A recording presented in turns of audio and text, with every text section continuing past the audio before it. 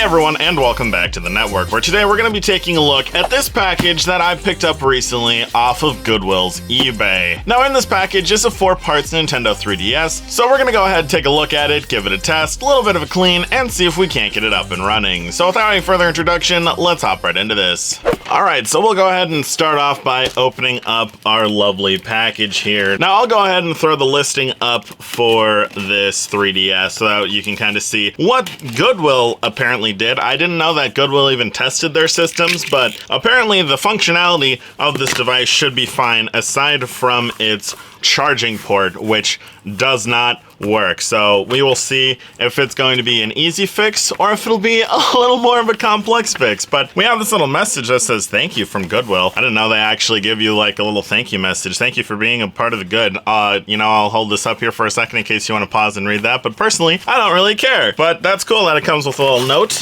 And then we have some cheap little cardboard netting. And it looks like this is everything we have here, so we'll just rip on into the bubble wrap. Always the best part about opening up a package like this. I do have to say I'm actually surprised that Goodwill kind of packaged this package, so well. So I'm actually kind of impressed with that, and here we go. Look at this 3DS. It's got like the almost original sort of launch color scheme with the dual tone blues, and then it comes with a charging cradle because this device does not have a functional charging port. So let's just take a quick little inspection of said charging port, and yeah, it totally looks like it's just bent out of place.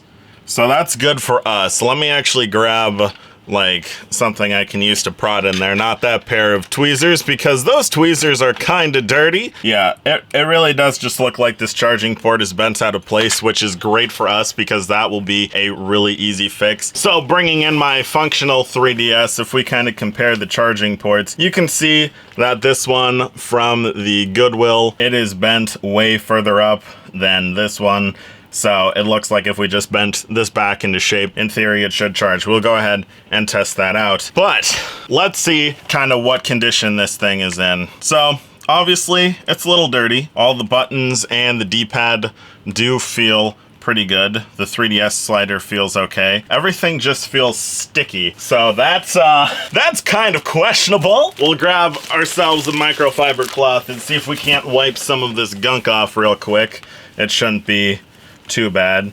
Yeah, we might need to get a little bit of screen cleaner. Look at that, almost brand new. Just a little bit of rubbing with the microfiber cloth. Hopefully this thing does just turn on. If it does, that'll be great. We'll test it with the charger and see if we kind of like push it in a different direction if it decides it wants to start charging. If it does, hoorah, that's super easy. If not, we may have to order a replacement charging port, and if that is the case, we will just have to wait for whenever that shows up. There is a lot of gunk on this 3DS. Very few scratches. It is a very clean system, but let's try to turn this thing on. Okay, so we have a blue light. It's a good sign. Anything? See, now that's the thing with these old 3DS models. It takes a really long time for these things to turn on. Okay, we do have audio. It is kind of quiet. It looks like it's been factory reset, so that's fun. Circle pad does not seem to be functioning. Neither does the D-pad. Maybe you have to go through this with touch. So the 3D seems to be functioning. That's great. Okay, it wants us to go through the entirety of the system setup. So I'm going to go ahead and do that real quick. Okay, so we finally made it through all of the system setup, so we can finally go back to the home screen. That is beautiful. All right, so now we're here on the home screen. Unfortunately, it was factory reset, so we don't actually have, any previous user data on here. If we check the SD card, oh, we do have an SD card in here. Okay, so there is the potential of something being in here. That would be pretty neat. We will test the cameras real quick, so we'll see if those all decide they want to function, because sometimes when you get a 3DS, the cameras do not want to work. Okay, let's see. All right, that is the front-facing camera. Seems to be good. Let's check the inner camera. And that all seems to be good. Beautiful, beautiful. Love to see that the cameras work. Let's go ahead and test out both a 3DS game and a DS game and see if they work. And then we will shift our focus over to that charging port and we pop in Mario Kart 7 for the 3DS. It does show up, so that's beautiful. I'm going to actually turn that down a little bit because that is a little loud. So we do have Mario Kart 7 seems to work. We'll test it out with the DS game. We got Namco Museum and that also shows up. We'll just try booting that up real quick. Yeah, it looks like everything seems to be working here. Booting up the Namco Museum just fine. We're gonna go ahead and close the software. I gotta say, so far, this is actually a pretty good deal because I only paid 40 bucks for this system. And if you are at all into like the 3DS at all, you know that these at a baseline go for 100 bucks. So that was a pretty good deal, seeing as the system seems to be working other than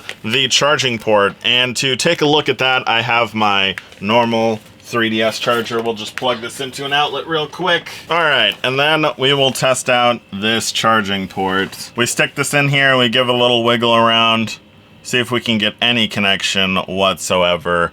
Yeah, no, that charging port does seem to be like officially dead. It literally almost looks like the charging port might have been bumped, or like while the plug was in, it was knocked up, because this charging port is bent way more than the original one, or like mine. If you look at it, this one, it is still facing up a little bit. It's just not almost touching the shielding like it is in this one. So I'm wondering if we can just grab maybe a dental pick, if I can find my freaking dental pick. Now we'll go ahead and shut the system off before we end up doing any of this, because we don't want to cause a short within the device, because obviously it's working now, and if we short it, that would be a bad thing.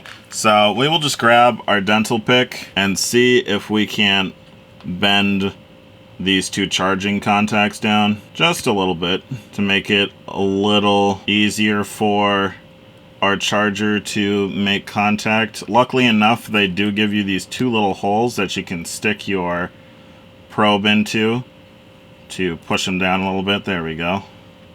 Nice. Okay, so I just extended the amount of contactable area here on our pins.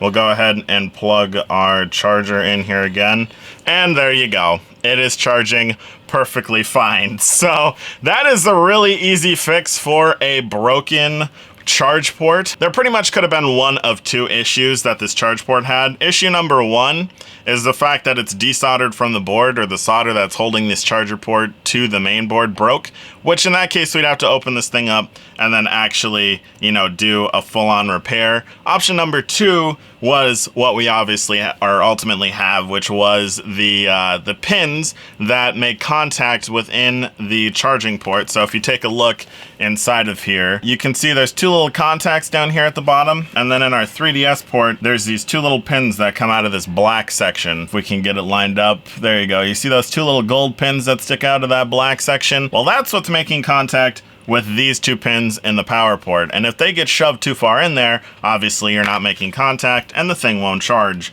So now that we push those out a little bit, it's making contact again, and our system will charge. Super duper easy. So if you're having that issue, go ahead, take a look at the pins real quick. You don't necessarily need a dental pick, but this helps. I mean, you could try doing it with anything that's small and will fit in the holes, and then just kind of push them out a little bit, and then try your thing again, and it should start to charge. Now, we did also get this charging cradle, so I guess we can give that a little bit of a test after we give it a wipe down, because this thing is also really kind of gross. So if you've never seen one of these charging cradles before, basically how it works, if you are having issues with the charging port, is when you set the 3DS in here, like so, it ends up creating contact because it pushes this little button down and these two little prongs come out, and that touches these two little silver or copper bars that are next to the charging port, and it charges the system that way instead of, you know, using the traditional port. And how you get power to this thing is you just plug it in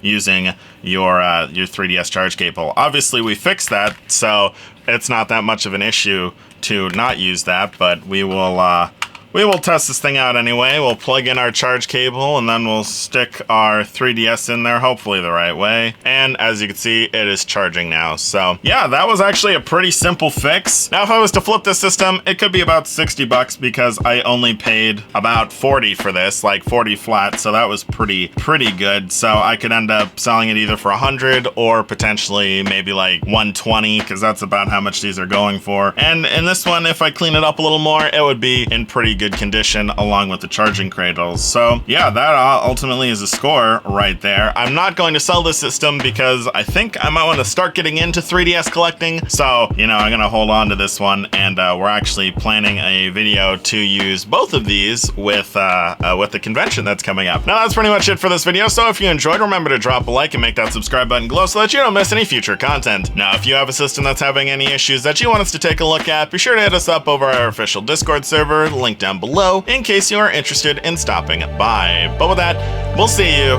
in the next one.